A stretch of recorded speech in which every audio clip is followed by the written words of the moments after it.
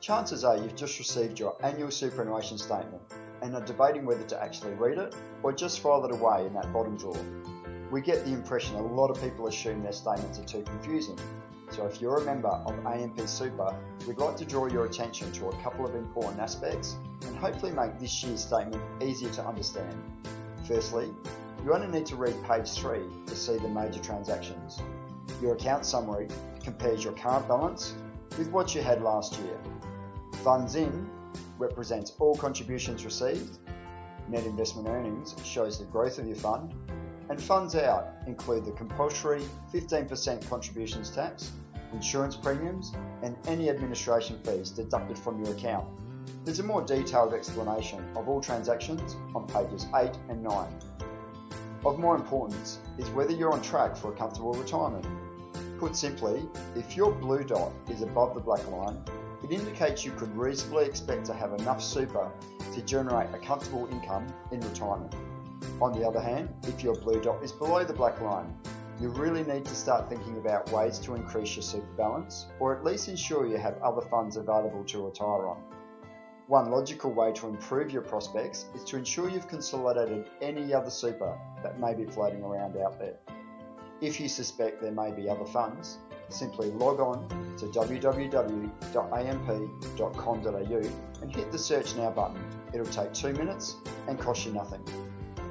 Another important aspect is the insurance cover attached to your super.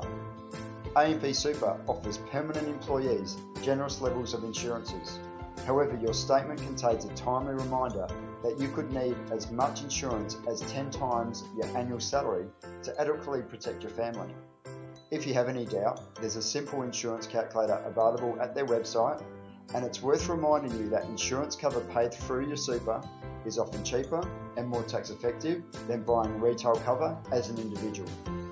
An equally important issue on the top of page 5 is who will receive this important benefit in the event of your death.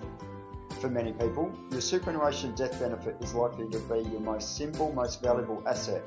So if you haven't already done so, please check your current nomination and, if necessary, update to a non-lapsing, binding nomination in favour of your estate or a financial dependent. The following pages include an explanation of where your funds are invested, the rate of return you've achieved, and how your investment strategy compares to your personal risk profile. There are dozens of other investment options available, so please call us if you'd like to review this strategy. Finally, your statement contains a summary of contributions received as well as disclosure of all fees. At long last, all super providers are required to provide fee disclosure in the same format, so it won't take you long to realise that the fees negotiated by your employer compare very favourably to any other fund out there. Although your annual statement may appear long and complicated, it will only take a few minutes to glance through the important stuff. However, any decision you make now may prove invaluable later in life.